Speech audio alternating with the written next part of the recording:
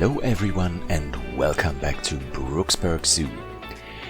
We are finally back into Brooksburk Castle, so we're not going to see what I built last week as we finished the Oceania area and the Oceania house, because I recorded this video before the DLC came out, so this is kind of a little bit older, but yeah, finally I'm able to show you guys. So we're going to have a look at our Asian water monitor habitat. You know guys that I was not too happy with the whole thing, but I think in the end when the whole building will be finished, everything will come together and it will look pretty nice. At least I hope so. What we are going to do today you already know, because I teased it a lot in the last few videos, and you might have catched a glimpse of the habitat all the time when we worked in Oceania, because Oceania is very close to the castle. Yeah, we're going to build the habitat for the white rhinos. Black rhinos are already in the living desert area, and here in Brooksburk Castle in the Pachyderm house I decided I wanted to have the white rhinos. So we're not going for the Asian rhinos or the Indian rhinos, we are going for an African species. So we do have the tapirs in here from South America. We are having the Asian water monitors, now African crocodiles, I wanted to say, no, rhinos. And in the next episode we are going to finish the house, hopefully, with the habitat for the Indian elephants that will also move into Brooksburk Castle. But first of all, let's give a home for our white rhinos. The great thing about the white rhinos is that we can actually have more than just a pair of them in here, because African white rhinos do live in herds, yeah, as the black rhinos are more solitary. So we can go a little bit bigger, we can have a bigger outdoor habitat than we have for the tapirs, and we also will fill in the inside of Brooksburk Castle a little bit more than we did with the tapirs. And with that being said, I definitely have to go back into the house in the area for the tapirs, because I'm not happy how big the indoor habitat looks for the tapirs. And you will see when we are going to build the indoor section for our white rhinos that there's, yeah, that it looks way better than the side for the tapirs. So I will definitely go back in there and make a few minor or major changes to it, so that it looks a little bit better. Yeah, but first of all we have to extend Brooksburk Castle. It's going to be quite similar to the side on yeah, the other side for the tapirs. Just some minor changes in here and there. So at the outside, yeah, the exit for our white rhinos is going to be a little bit bigger, of course, because the rhinos are bigger and they need bigger doors so they can actually leave the building. This time I actually checked it before finishing the whole build. Yeah, I bought one rhino and put it in there just to see if they were able to actually leave the building through the gates, and yeah, they absolutely were, and I was very happy about that, so I didn't have to change anything or make the exit gates bigger or something like that, so I'm very happy with that. And yeah, it's pretty crazy when you think about that, because when you look at the doors for the rhinos, they are almost as big as the doors that we have for the wombat. So yeah, here you can get a clue how ridiculously big the traversable, and not the traversable area, but the hitbox for the wombats is compared to the white rhinos. So yeah, there's that. Okay, here I was using those bricks to build the entrance gate. So what we are doing is using those bricks and copy and circle it around so that we have this round shape, so that we have some kind of an arch on top of it.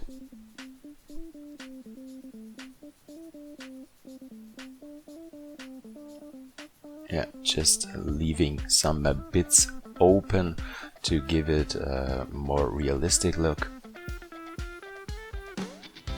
I tried to give it a different color so we could fill in those gaps with a grayish color so that it actually looks like there's some kind of concrete in between, but it didn't work out the way that I wanted it to, so I thought, no, we're gonna leave it like this.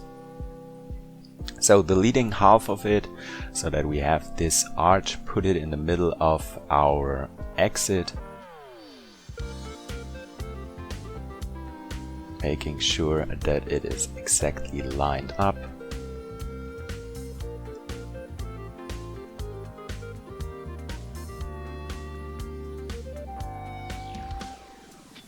Copying it for both sides, and then just lifting both of them up in the air.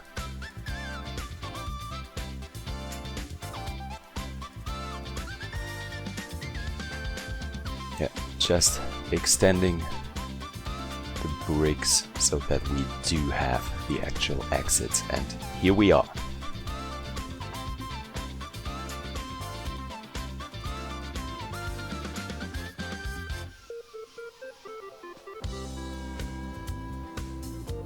So next thing is to fill out the gaps, build the walls around it, which is not that difficult if you use those limestone pieces, because they usually don't have that bad sea fighting, so you can put lots of them into each other without causing any problems. So that's pretty cool.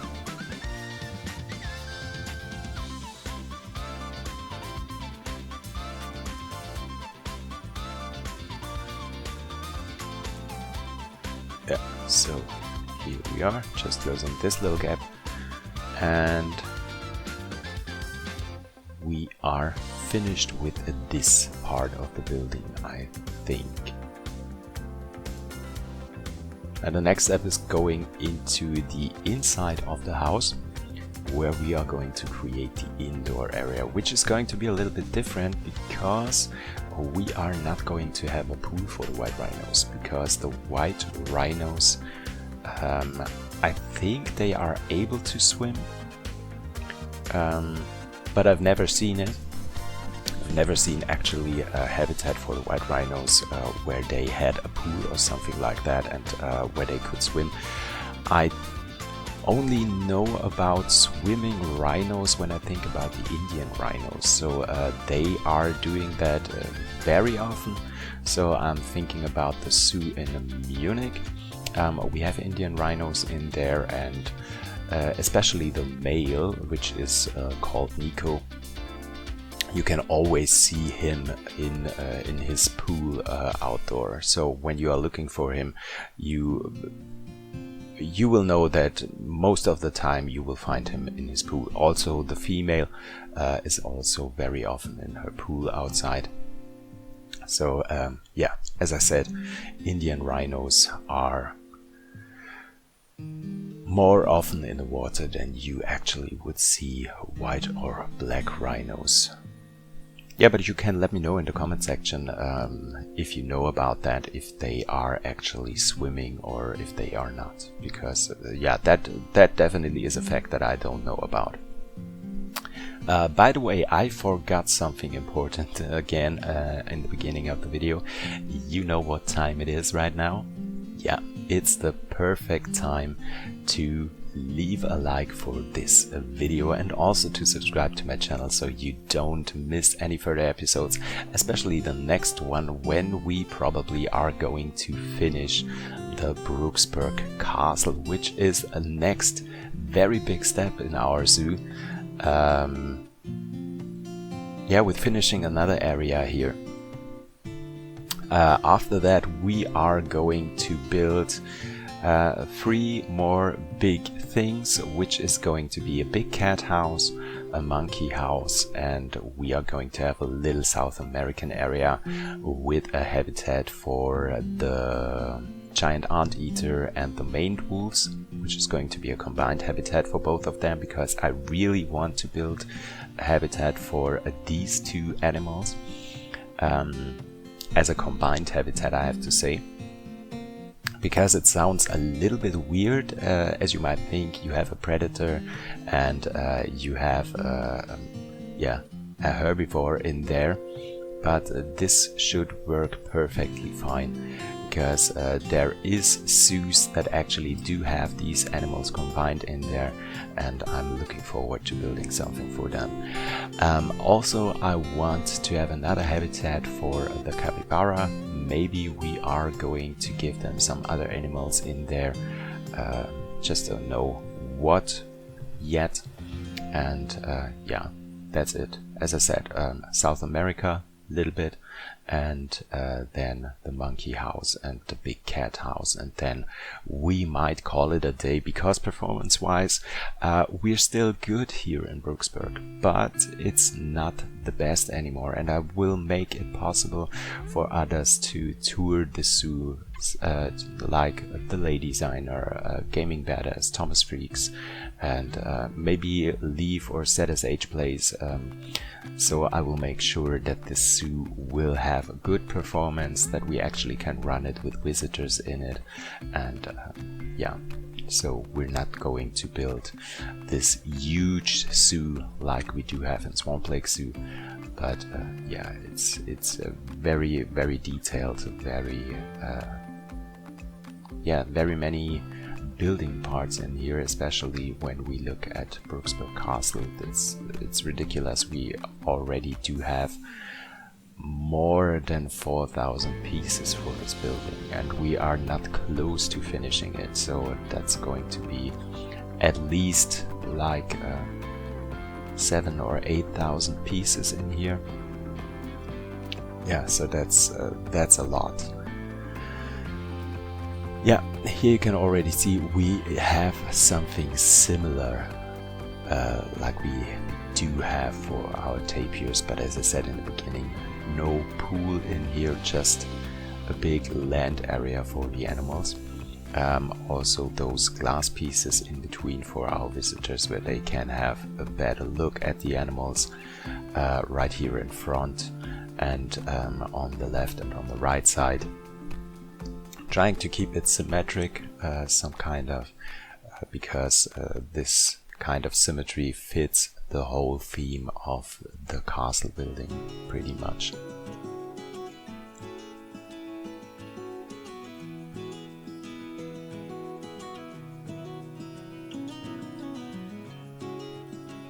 Yeah, and I'm also pretty excited to build something for the Indian elephants, because I think, when I think about the videos of content creators in Planet Zoo, you usually don't see those big animals that often.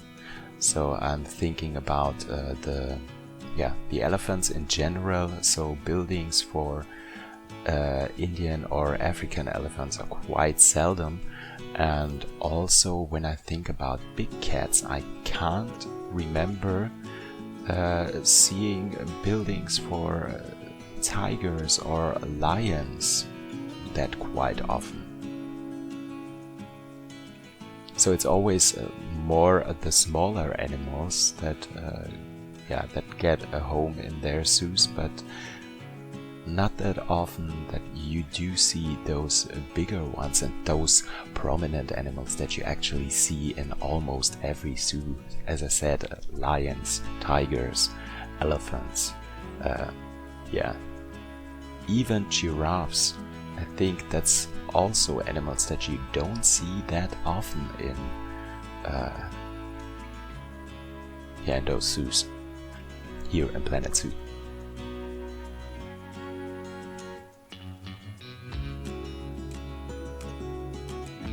And here you can see once again we do have a huge indoor area. So the measurements for Brooksburk Zoo's castle were a little bit off. I think it's a little bit bigger, or way bigger than I anticipated. Yeah, but we make it work. We make it work. We have those two separate indoor areas here. I just divided them with this wall pieces so that you actually could separate the male from the females, or even a mother with their with her newborn, and the other ones on the other side, which would be important. I'm thinking of the zoo in Augsburg, where we do have a baby rhino. Well, Nico is not no, not Nico, Caesar, Nero. I know it was a Roman emperor, so I think, yeah, he's called Nero. I think, oh my god, yeah. I think about him.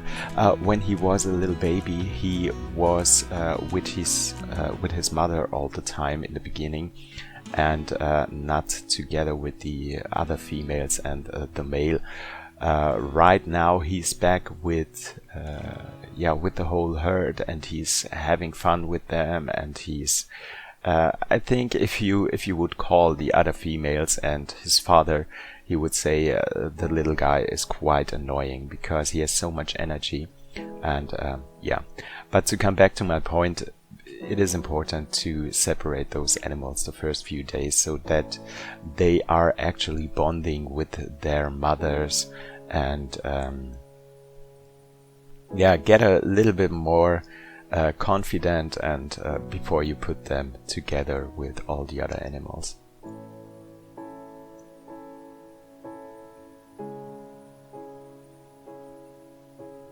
Just building some gates here as well.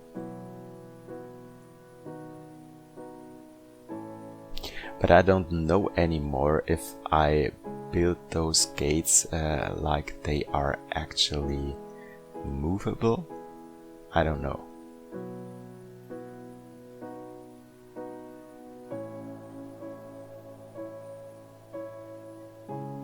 And I was using this more massive doors in here, which would totally make sense when you build a habitat for the rhinos.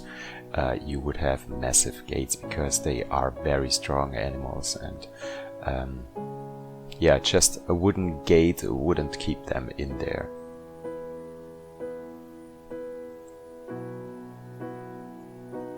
Lowering the wall a little bit, and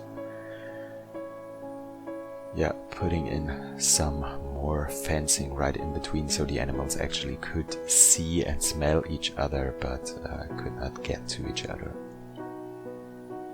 Which is also quite important, especially when you have new animals arriving in the zoo. When they get to know each other, it is always important that they are able to see the other animals and to smell them. So that makes it easier over time when you put them together in a habitat, so that they actually know each other already and are not scared anymore or aggressive towards each other.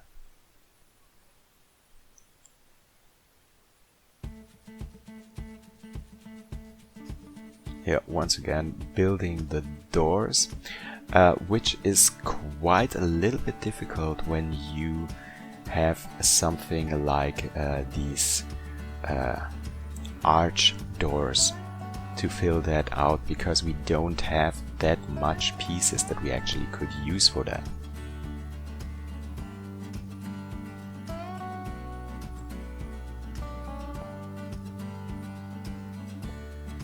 I wanted to have these double-sided doors, which actually would not make that much sense. Yeah, once again, if we're talking about reality, this wouldn't hold up, because you would have something, yeah, a hole in the middle of both doors that you actually could close them. Yeah, but if I put something in the middle of it, it wouldn't have been possible for the animals to leave the house, so I left that out.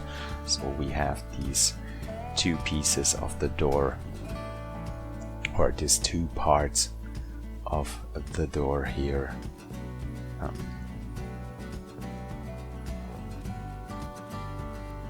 Yeah, not really connected.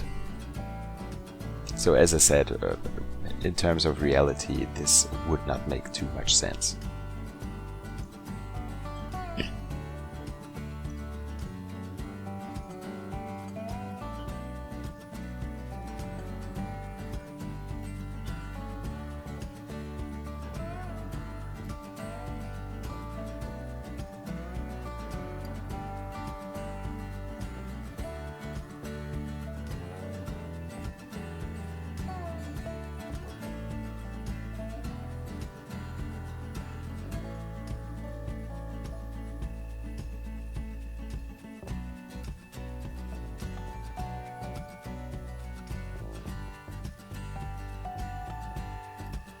So the doors are finished.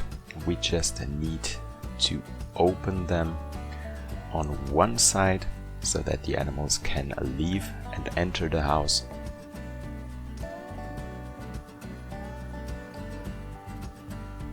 And open them wide enough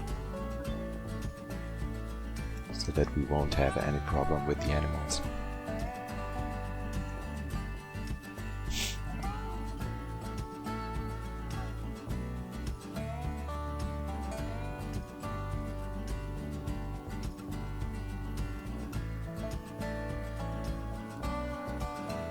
Yeah, and here you can actually see I deleted that part of the video because I was copying almost everything from the side of the tapirs around. So the roof that we have in here, as well as those stone parts on the entrance of the building.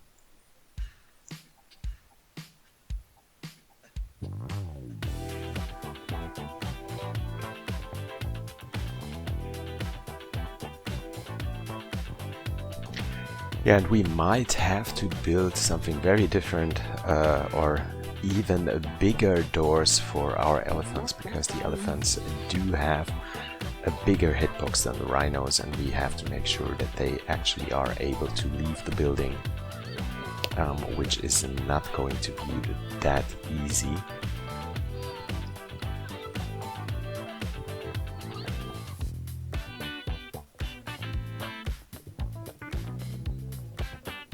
And if you're doing that, you also have to make sure that you check the hitbox by putting in the male elephant and checking it with him, because the females are a lot smaller than the male, and if you're checking it by the females, it might be possible that the females can leave the house or enter it, but the male would not be able to. So this would be very, very annoying if you're not checking that first.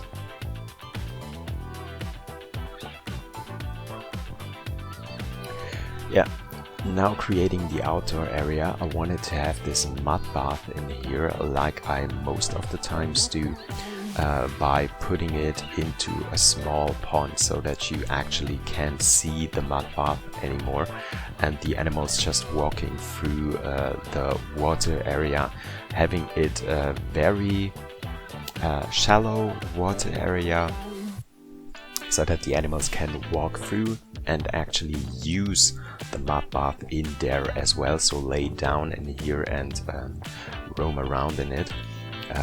Yeah, I really like that, so you can't see the yeah, I don't want to say ugly mud bath, but yeah, that fits it most.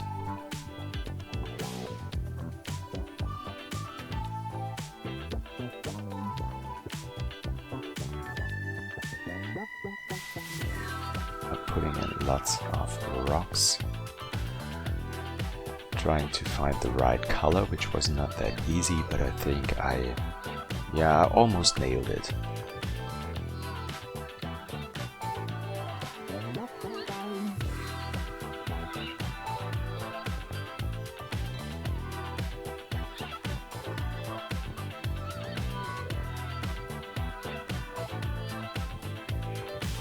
Yeah, I'm also using those rocks you can see right here to make something like these piles.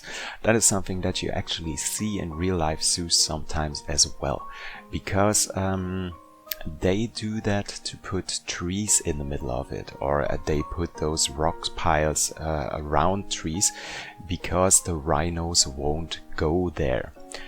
Rhinos seem like very massive animals and very strong animals, and they definitely are, but their feet are very sensitive, so they won't walk over those over those rocks. So that is a way where you can actually make sure that they don't get too close to the trees and cause them harm when they rub their horns against the bark of the trees.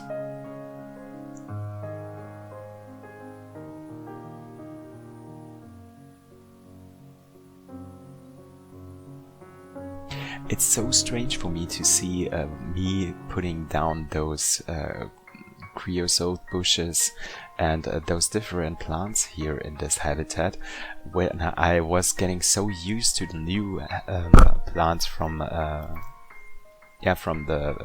Oceania DLC. So this looks so strange to me.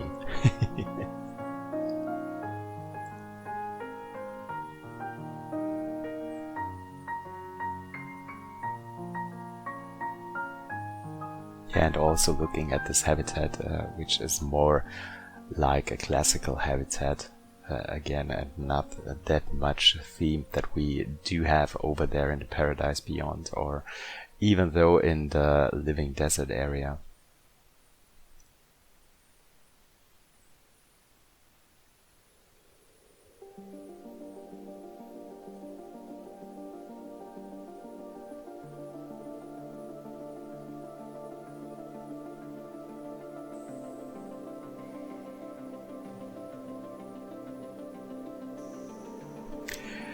Yeah, and at this point, when this video is out, when I'm recording this, it is middle of October, or almost end of October.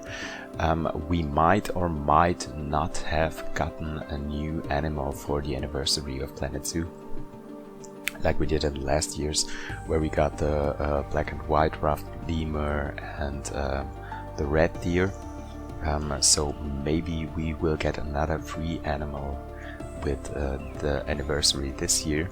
So that animal is definitely going to be a part of Brooksburk Zoo. We are going to make room for it for sure, but